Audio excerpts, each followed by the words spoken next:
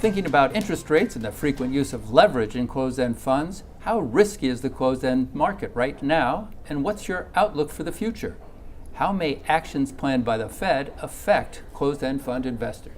Certainly one of the main risks to closed-end fund investors is risk on levered funds, where we're seeing short rates go up and earnings get squeezed. So I'd say the main risk on many of our products is an income risk. But also, as we see the Fed moving rates higher, we anticipate the long end will move higher as well, which means you have net asset value risk. So many people have been looking to shorter duration type of products or looking for credit. So the combination of shorter duration and higher yield credit plays are what people are looking to. Well, I think most managers are pretty conservative about how they manage risk and how they manage particularly their interest rate risk.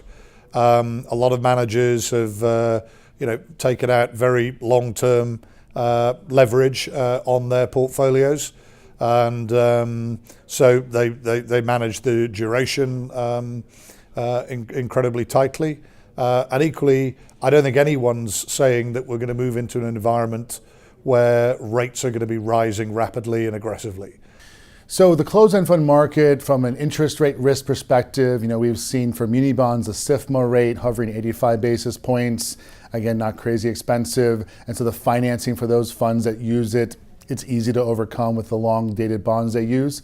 We've also seen for those municipal bond funds, the durations averaging around a year ago of 10 and mid-change, and now the average national fund has a duration of 9 and mid-change. And duration, of course, is the sensitivity to interest rates for the average bond in the portfolio. Always understand exactly what the fund is using for leverage, how much leverage it's using, and also understand that as short-term interest rates go up, as they seem to be continuing to do, the cost of that leverage will continue to go up.